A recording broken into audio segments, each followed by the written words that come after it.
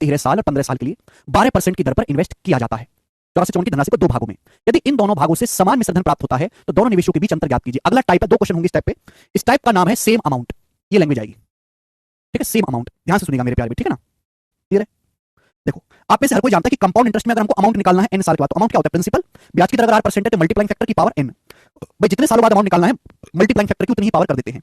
जैसे बच्चों, एक आदमी के पास 8454 रुपए हैं। 8454 रुपए के आदमी ने दो भाग करे, मैंने नाम दे दिया उनको ए और बी। 8454 रुपए के आदमी ने दो भाग करे, मैंने उनको नाम दे दिया ए और बी। दो भाग करे, दोनों को हमने उधार दे दिया 13 साल के लिए और 15 साल के लिए 12% की दर पर। अगर ब्याज की दर 12% है 3/25, तो मल्टीप्लाइंग फैक्टर कितना आएगा? 28/25। अगर ब्याज की दर 3/25 है तो मल्टीप्लाइंग फैक्टर कितना आएगा बेटे? 28/25। 13 साल बाद अमाउंट कितना होगा? मल्टीप्लाइंग फैक्टर की पावर 13। दूसरा हिस्सा है 20 रुपए, ब्याज की दर 12% है 3/25, मल्टीप्लाइंग फैक्टर आएगा 1 + 3/25 28/25। ये हमने 15 साल के लिए पैसा उधार दिया, तो 15 साल बाद अमाउंट क्या होगा? मल्टीप्लाइंग फैक्टर की पावर 15। बोला है दोनों इन्वेस्टमेंट से समान अमाउंट प्राप्त होता है। तो ये बेटा, ये पहली इन्वेस्टमेंट का 13 साल बाद अमाउंट है, दूसरी इन्वेस्टमेंट पे 15 साल बाद अमाउंट है, दोनों से समान अमाउंट प्राप्त होता है, तो हम इक्वल कर देंगे, बराबर कर देंगे। यहां से मेरे प्यारे ए से बी का रेशियो क्या आ जाएगा? जल्दी से जवाब दो।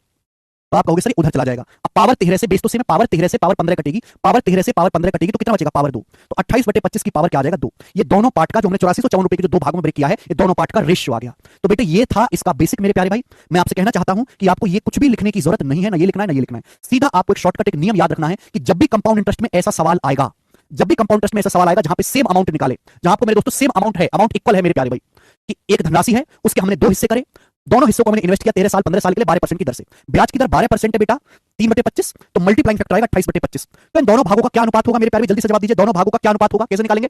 सीधा भाई, जो समय में गैप है 13 साल 15 साल में कितने का गैप है? 2 साल का गैप है, बस मल्टीप्लाइंग फैक्टर की उतनी पावर कर दो। समय में 3 साल का गैप है, पावर 3 करेंगे, 5 साल का गैप है, पावर 5 करेंगे, 4 साल का गैप है, पावर 4 करेंगे, मल्टीप्लाइंग फैक्टर की उतनी पावर कर देंगे, दोनों भागों का अनुपात आ जाएगा डायरेक्ट, यानी कि 28 का स्क्वायर 784 और 25 का स्क्वायर 625, यानी कि 8454 रुपए को दो पार्ट में इन्वेस्ट किया गया, 784 रेशियो 625 के अनुपात में। 8454 रुपए की टोटल धनराशि को आपसे इनका डिफरेंस पूछा, तो डिफरेंस कितना आएगा? 9, 7 में से 2 गया 5 और 159, डिफरेंस आएगा 159 यूनिट। आप बोलोगे हाँ जी सर बिल्कुल सही, पर टोटल अमाउंट कितना है? 8454 रुपए। तो टोटल अमाउंट कितना है भाई? टोटल की अगर हम बात करें तो टोटल इन दोनों का योग 5 4 9 8 2 10 कीजिए, वहां से 1 7 1 8 6 14, टोटल है 1409। 1409 की वैल्यू मेरे दोस्तों सवाल में 8454 रुपए है। कितने गुना है? तो आप कहोगे सर सीधा सीधा 6 गुना है। आपसे दोनों पार्ट का डिफरेंस पूछा, डिफरेंस भी 6 गुना होगा, तो 15 × 90 900 और 9 × 954 रुपए, तो 954 रुपए दोनों भागों का डिफरेंस आ जाएगा। यही सवाल का आंसर है, जो कि हमारा पहला ऑप्शन है, 954 रुपए। समझ में आ गया?